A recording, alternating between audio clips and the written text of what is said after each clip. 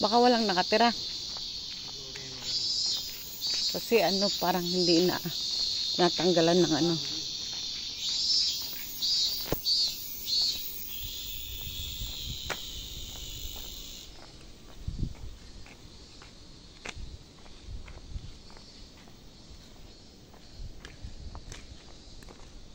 Kaya pala yung mga bahay dito iniiwan.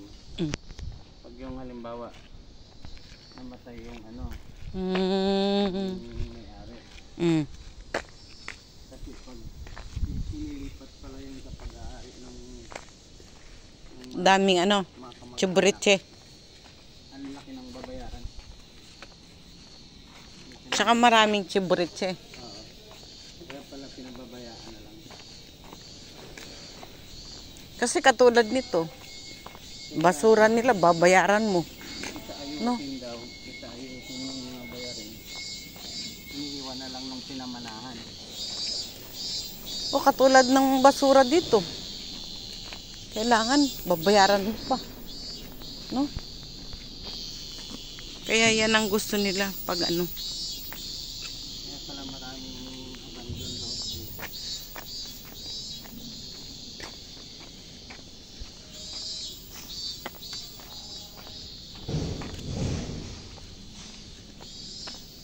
Yung problema pala yung pag binili mo, ikaw ang magbabayad ng ano.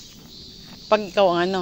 Yung halimbawa binili mo, ikaw ang magbabayad ng mga bayarin na tax.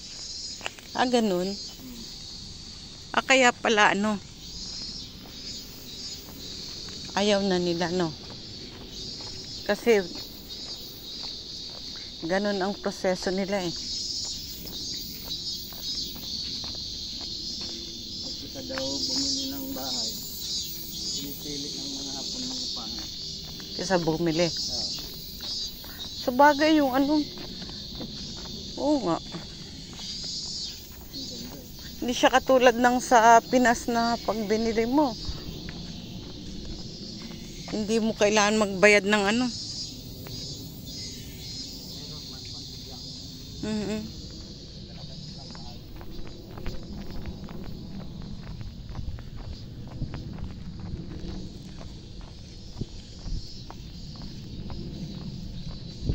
Laging bukas yan, ano. Siguro sariling bahay niya yan.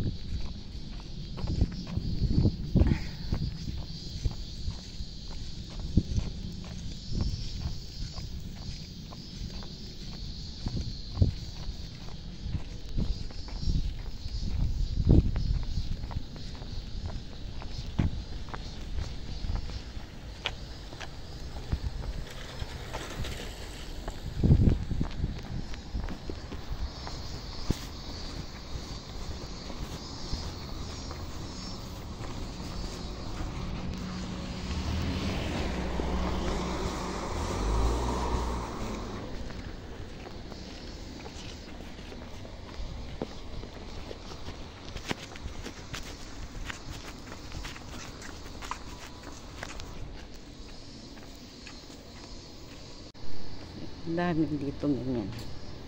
Bento machine.